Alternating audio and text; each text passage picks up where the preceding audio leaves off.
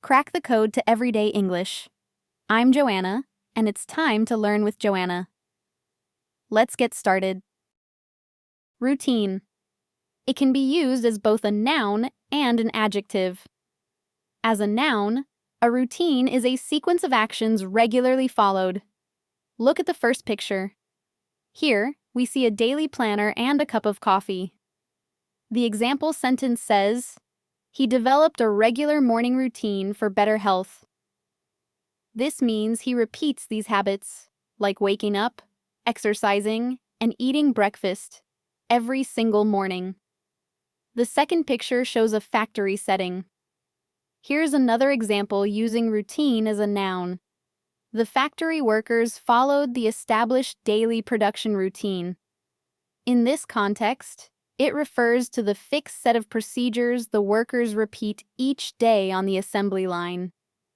Now, as an adjective, routine describes something performed as part of a regular procedure rather than for a special reason.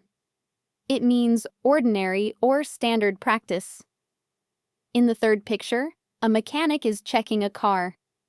The sentence reads, "It was a routine oil change and safety inspection for the vehicle." Here, routine shows that this wasn't an emergency repair, but just standard periodic maintenance.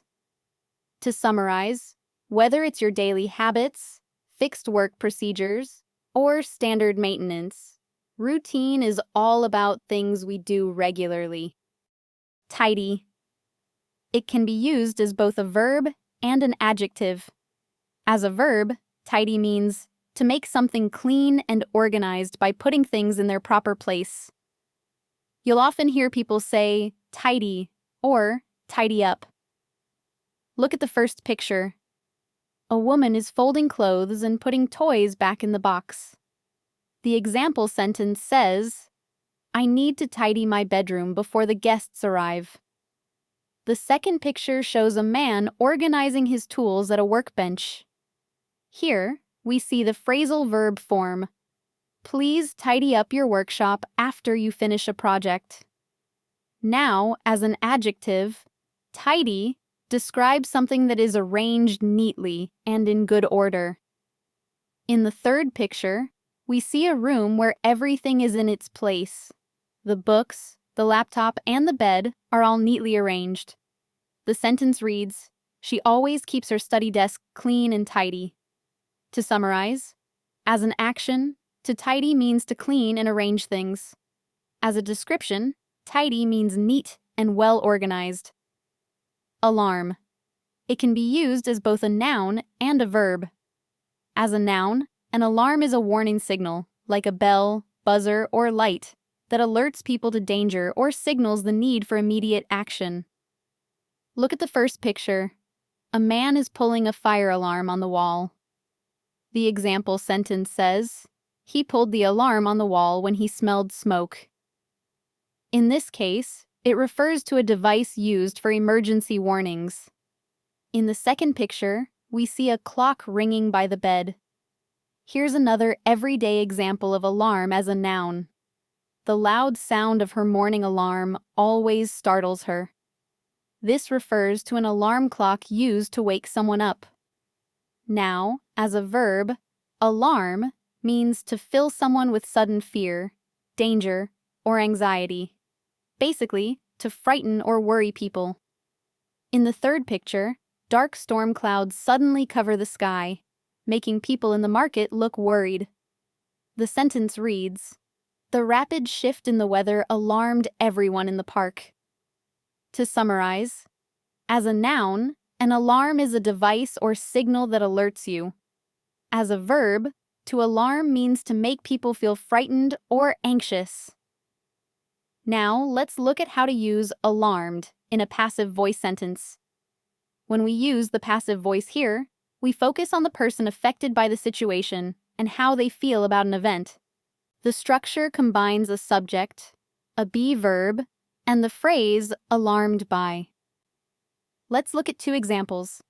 In the first picture, a family is watching an emergency storm report on TV and looks worried.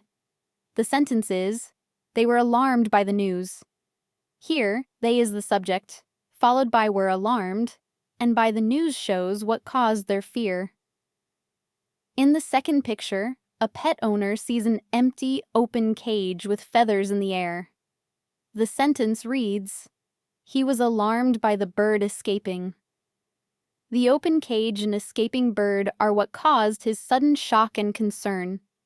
So remember, when you want to describe someone feeling frightened or worried by something, use to be alarmed by. Lounge. It can be used as both a noun and a verb. As a noun, a lounge is a comfortable public room in an institution, like a hotel, airport, or ship, used for waiting, sitting, or socializing. Look at the first picture.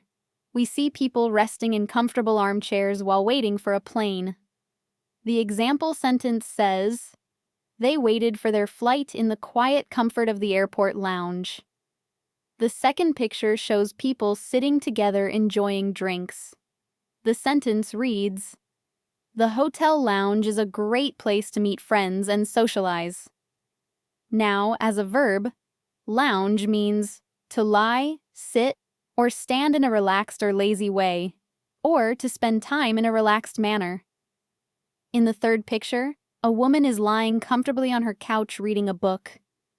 The example sentence says, "On rainy weekends, she loves to lounge on the sofa and read."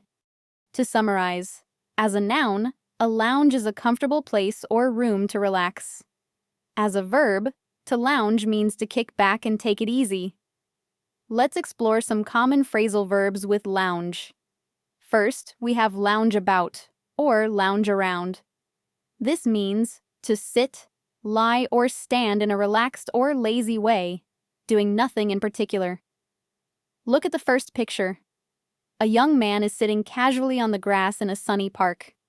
The sentence says, "On sunny afternoons, he loves to lounge about the park, just people watching." You could also say, lounge around the park. Both mean spending time in a super relaxed way. Second, we have lounge against, or lounge on. This means to rest your body against a surface like a wall or railing, or on a piece of furniture in a casual manner. In the second picture, a woman is leaning back against a brick wall outside a cafe.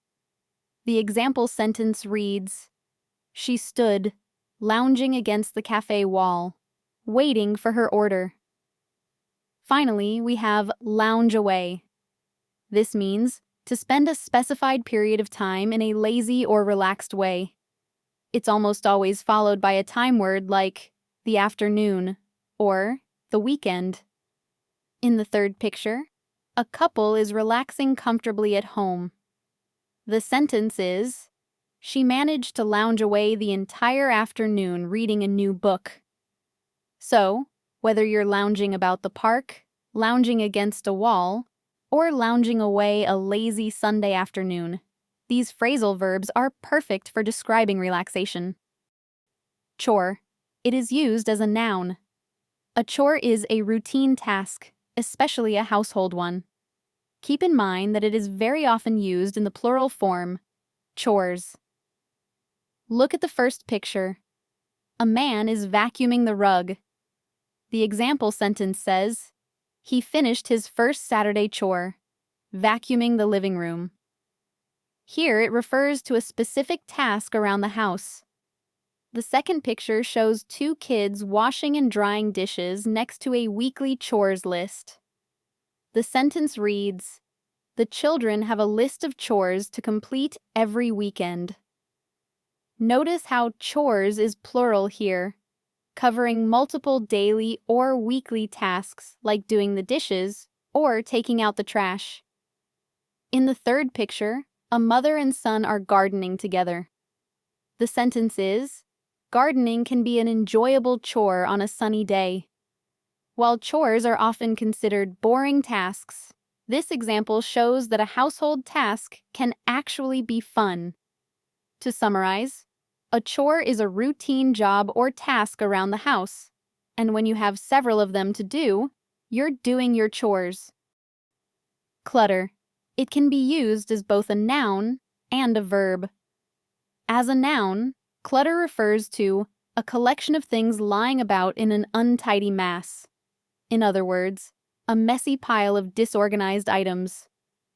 Look at the first picture. Clothes, papers, and letters are scattered all over the couch and table. The example sentence says, "The living room was filled with the clutter of a week's unsorted mail."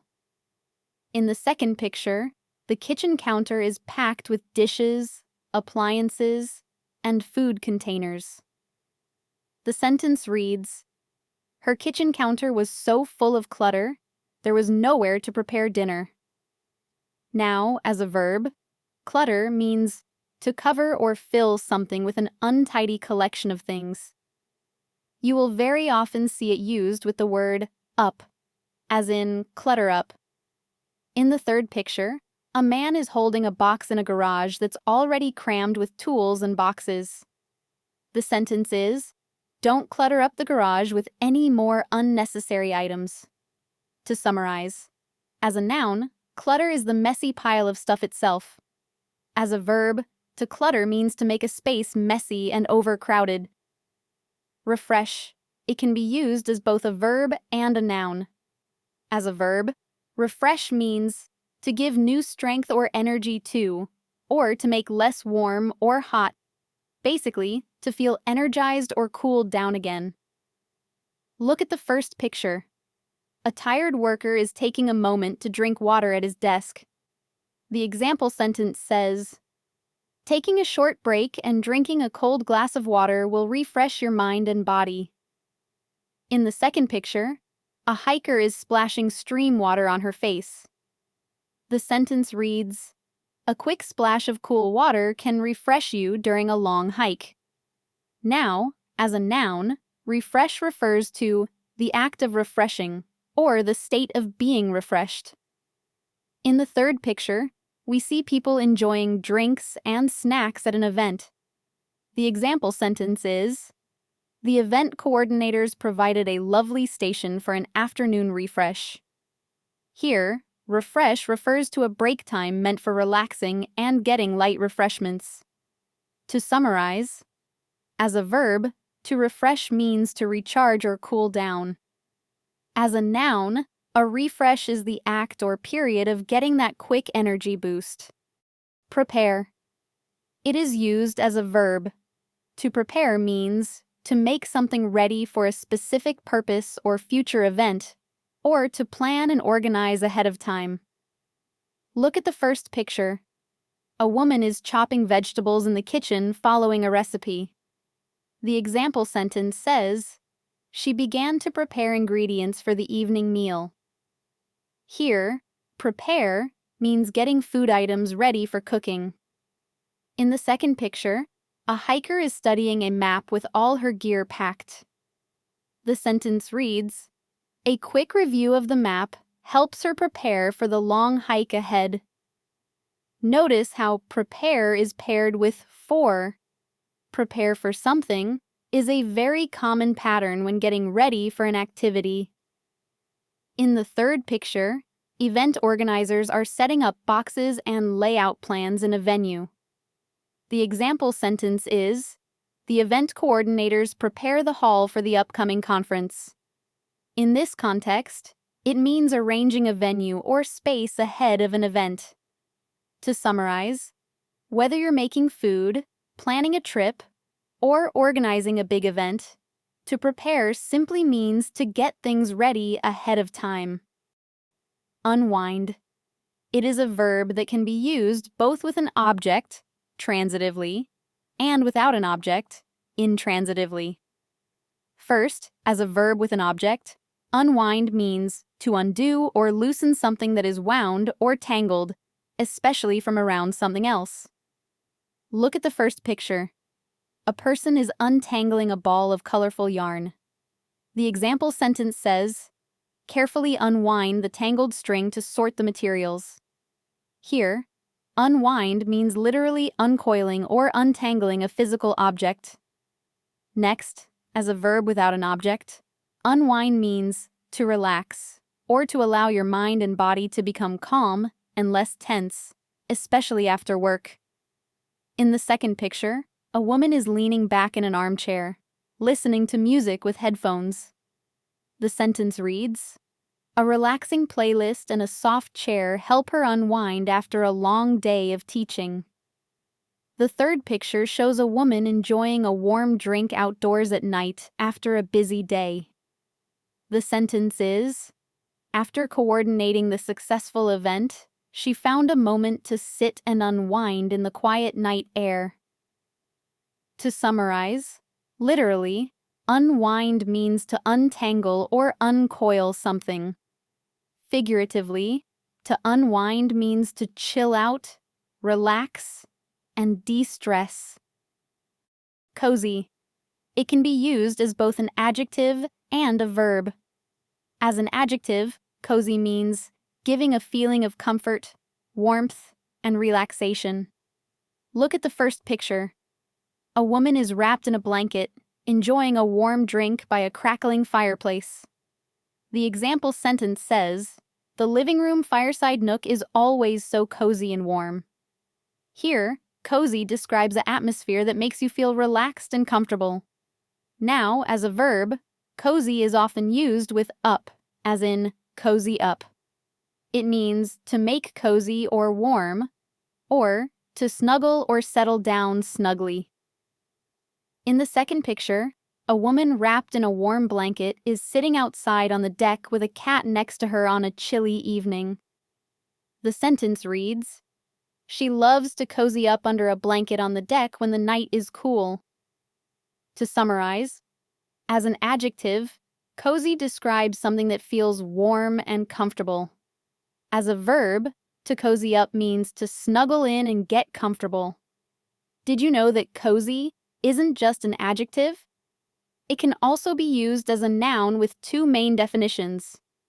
First, a cozy refers to a padded or knitted cover placed over an item, such as a teapot, cup, or bottle, to keep it warm or cool. Look at the first picture. You can see colorful knitted covers on the teapot and the mug. The sentence says, "They keep various knitted cozies ready to use on a quiet evening." Notice how cozy becomes cozies, in the plural form. Second, a woman is enjoying her warm drink on the balcony. The example sentence is, "A simple fabric cozy keeps her morning coffee warm for a long time." A cozy can also mean a small, snug, deeply comfortable and secluded place or nook. Now look at the third picture. A woman is sitting comfortably in a warm wooden attic bedroom. The sentence reads, "The fireside nook is always her favorite cozy for reading and relaxation." Here, cozy refers to the comfortable space itself.